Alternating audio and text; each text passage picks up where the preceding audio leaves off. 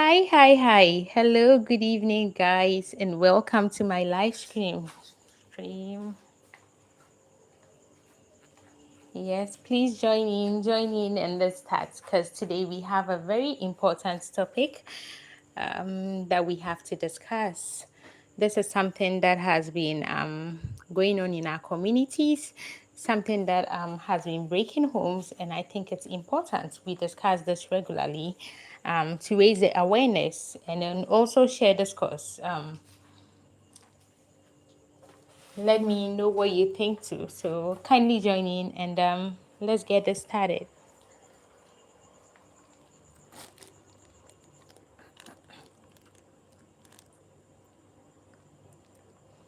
And so, welcome to my live, guys. So, today our topic is of paternity fraud. Yes, this is something that is of growing concern lately, not just in Ghana, but I think across the world. And I think it's important we address this. Um, we'll start in a second, guys. Yeah.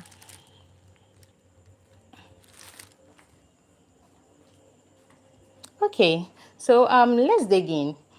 So, what would you do if you discovered that a child you've loved and raised for years might actually not be yours?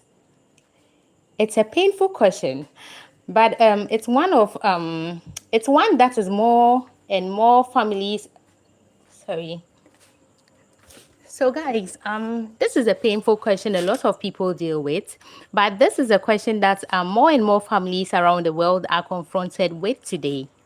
And tonight on Dhijah's Unfiltered, we're talking an in-depth, we're talking about this topic, and then I'm actually trying to take an in-depth look at paternity fraud, not just in Ghana, but also across Africa and the world.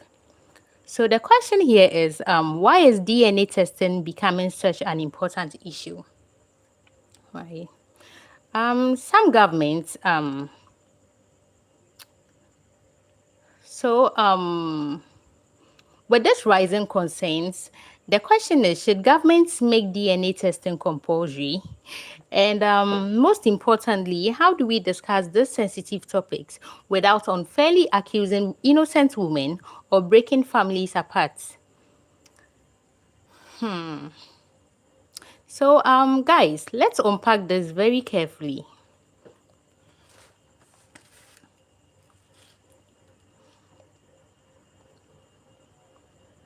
Okay, so on this note, good evening once again and welcome to DJs Unfiltered. So if you are joining us for the first time, this channel focuses on thoughtful conversations about social issues, current events, and the stories shaping our society. So, if you believe conversations like this are important, please take a moment to like the stream, subscribe to my channel because your subscription and likes helps this discussion to reach more and more people. So guys, please, as you're subscribing, be liking and then also share so that a lot of people can also benefit from this conversation, and also it's your small way of supporting my channel to grow as well. Thank you so much. So on that note, the question a lot of people would ask is, what is paternity fraud? So paternity fraud occurs when a man is made to believe that he is the biological father of a child, when in reality he is not. However, these situations are often more complicated than they appear because sometimes people jump to conclusions without confirming facts through proper testing. So, DNA testing compares genetics. It compares genetic materials from the child and the alleged parents, because each child born on Earth inherits half of the DNA of the mother and the father. So, the test can determine paternity with extremely high accuracy. Yes. So, But of late, there's been rising concerns, men, especially on the part of men, where men are raising children who they believe are not theirs. In the end, DNA tests are done and then they are not theirs. So that's basically why we are addressing this topic today. So, on this note, I wouldn't want us to just talk about it that way. I would want us to use some examples of issues that have occurred, so we would get an in-depth understanding of what we're discussing today. And I believe citing an example to would help us see the seriousness of this issue. So let me cite examples starting from the United Kingdom. Okay, examples of paternity fraud that has taken place in the United Kingdom. I would also touch on that of the United States. I would look at South Africa. Then I would come back to Ghana. And then I think with that, we would have an in-depth understanding of this, how serious this issue is, and the need for us to discuss it. So, with the United Kingdom, there was this case involving a father's 12-year,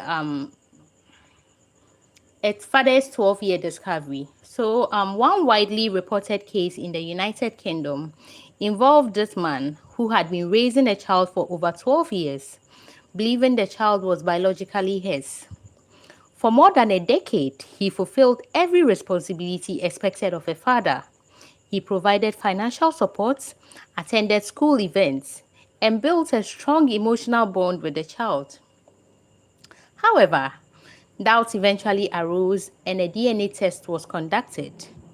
The result was devastating, and the test confirmed that he was not the biological father. The man later attempted to pursue legal actions, arguing that he had been misled by his wife or the woman involved. Yes, but the legal system faced a difficult question. While the man had suffered emotional harm, the court also had to consider the welfare of the child, who had grown up believing he was the father. The case sparked debate across the country about whether DNA testing should become a routine at birth. So this is one case that took place in the United Kingdom. Let's also look at another case that took place in South Africa, um, in a hospital in South Africa. So in South Africa, there have been documented cases where babies were mistakenly switched at hospitals, creating confusion about biological parentage years later, sorry. So, in one widely discussed situation, a family discovered through DNA testing that the child they had been raising was not biologically related to them at all. So, in this situation, it wasn't for the mother. The child was not, maternity and test was negative, and paternity test was equally negative. So, further investigations revealed that the babies had been accidentally swapped shortly after birth in the hospital. This type of case highlights an important point because sometimes when paternity results are negative, the issue may not necessarily involve dishonesty, because sometimes usually when paternity tests are conducted, usually the men do it in secret. Anytime they have doubts, they conduct these tests in secret without informing the mothers. And if the test comes out negative, they start pointing accusing fingers at the mothers, saying thinking the mothers were dishonest and all that. But in most cases it isn't the case. So going forward, I think even if a man wants to conduct DNA secretly, he can still do so, just like the way he would get the samples of the baby in secrecy without the mother knowing. He can equally get the samples of the mother and then do both maternity test and paternity test. And if both comes out negative, or if one comes out positive, if it's positive with the mother's DNA and negative with the father's DNA, then they can draw a conclusion. But not when a man only does paternity test without doing a maternity test and ends up and is hasty in blaming the woman. Usually, it's not the best, because it could be a situation like that of this South African case where the babies were swapped accidentally at birth in the hospital. So sometimes when paternity results are negative, the issue may not necessarily involve dishonesty, but it could be as a result of medical or administrative mistakes. So this is why experts emphasize that when serious doubts arise, both paternity and maternity tests may be necessary before drawing conclusions. So on that note, let's also look at another case that took place in the United States. So in the United States, there had been several cases where men discovered through DNA testing that they were not biological fathers to children they had been supporting financially. Yeah. However, some courts ruled that men must continue paying child support, especially if they had already been recognized legally as the father.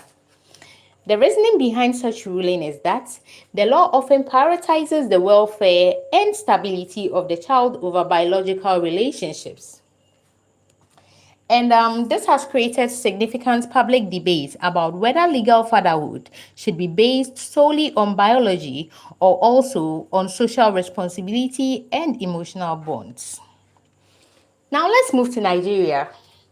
So in Nigeria, DNA testing has become a major public discussion, a topic widely discussed in recent years. So several high-profile media stories have emerged involving men who discovered through DNA testing that children they had raised were not biologically theirs. These stories spread widely across social media and talk shows, leading to increased awareness about DNA testing and also increasing the demand for private DNA testing laboratories. At the same time, many Nigerian commentators have warned that while DNA testing can reveal the truth, it must be handled with sensitivity and responsibility because it can also break families apart. Guys, that's the reality. So, so interestingly, not all stories end with separation, because in several documented cases across different countries, men who discovered they were not biological fathers chose to continue raising the child because the emotional bond had already been formed. For them, fatherhood was no longer just about biology, but it had become about love, responsibility, and years of shared life. Sorry. So these cases remind us that while DNA can determine biological relationships, family relationships are often built on stronger and I mean deeper bonds. Yeah. So, hey guys, lest I forget, have cited examples from different countries, but I haven't made one from Ghana.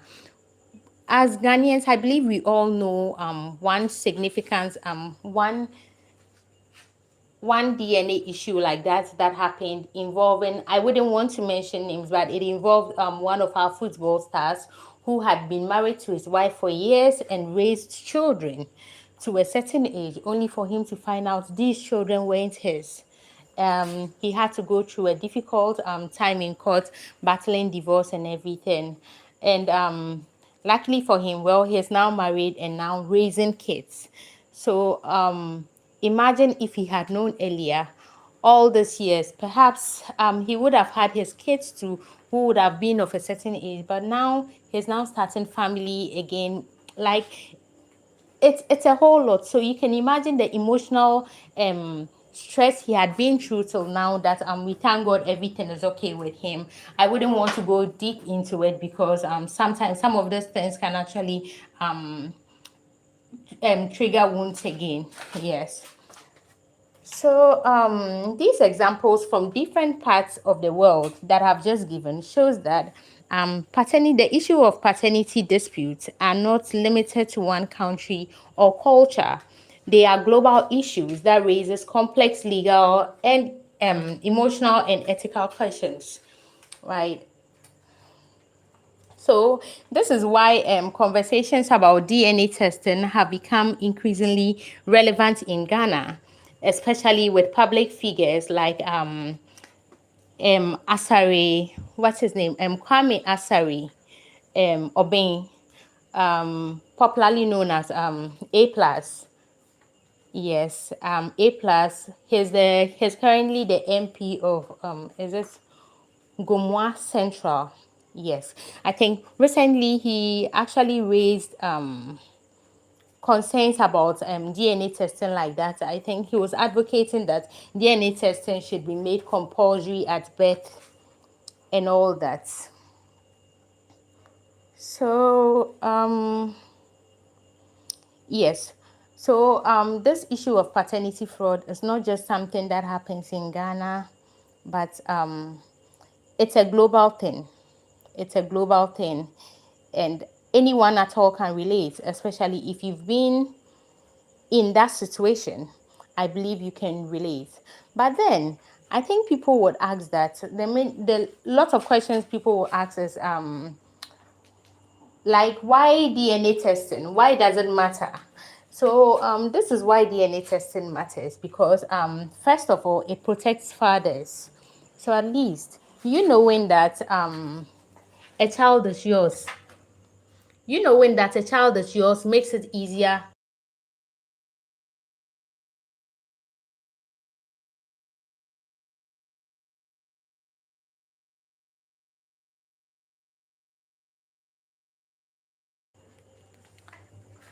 Okay, so sorry guys.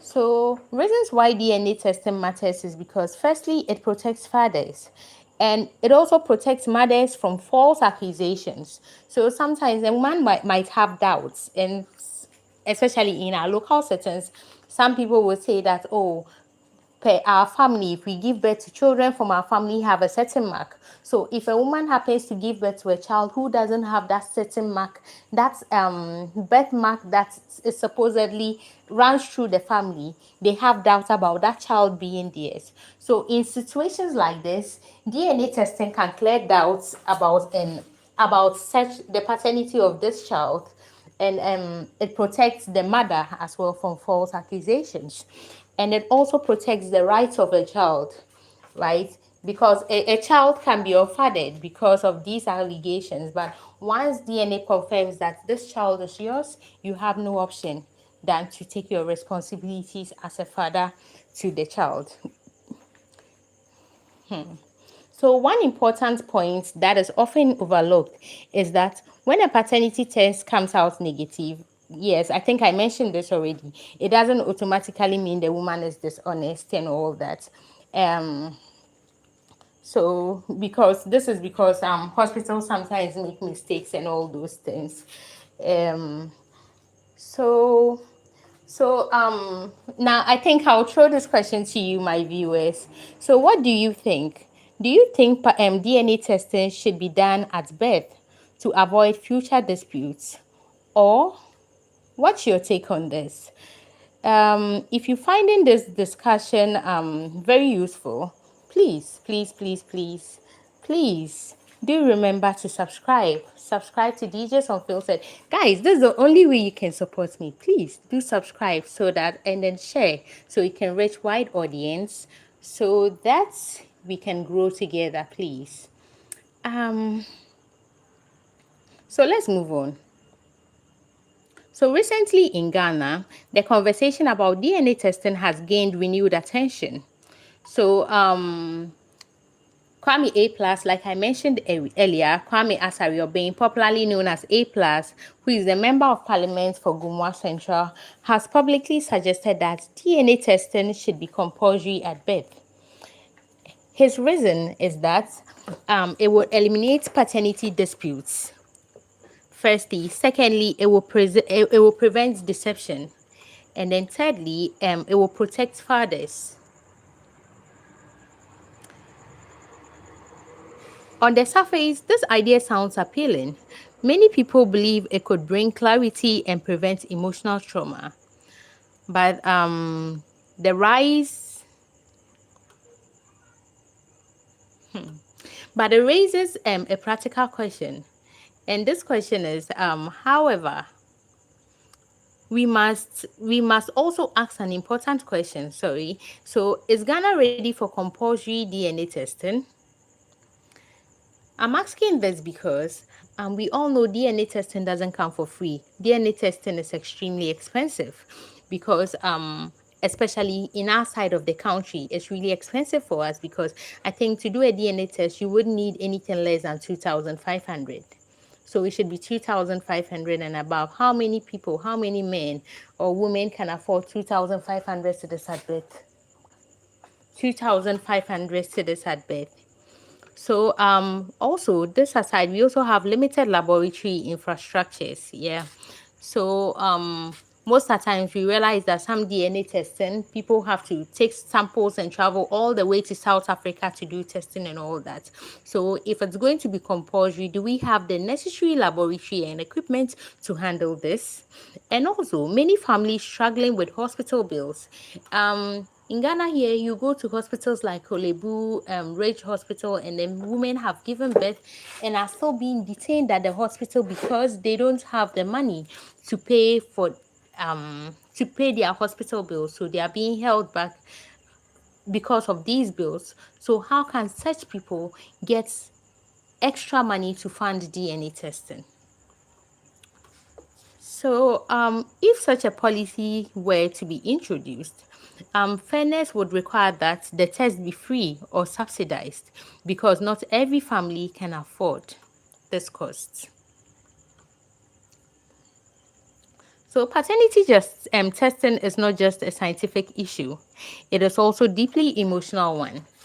So, questions raised will be that could compulsory testing damage trust in marriages? Could it stigmatize women? Or could it destabilize families? At the same time, transparency can prevent long-term pain, right? So, guys, would you support compulsory DNA testing in Ghana if the government were to make it free? Kindly let me know what you think in the comment section. Please send in your comments so that yeah, please send in your comments so we can engage. Let me know what you think. Let me know what you think. If you would support compulsory DNA testing if governments were to make it free of charge. Okay. So the real goal should be not shouldn't be about accusing or embarrassing anyone. The goal should be about truth. The goal should be about fairness and protection for everyone involved, especially the innocent child. So, paternity fraud is a sensitive issue that touches on trust, family, and responsibility. DNA testing has the power to provide clarity, but it must be approached carefully and responsibly. As this conversation continues in Ghana and around the world, the challenge will be finding solutions that protect fathers, respect mothers, and prioritize the well-being of children. So guys, on this note, if you appreciate thoughtful discussions like this, please subscribe to DJ's Unfiltered, share this live stream, and join us again for more conversations that matter. So on this note, I think we'll call it a day. So we'll call it a day, and we'll meet hopefully tomorrow. So whatever it is, I think I would announce it on my post. So on this note, guys, until next time, always remember to stay informed and stay reflective. Bye.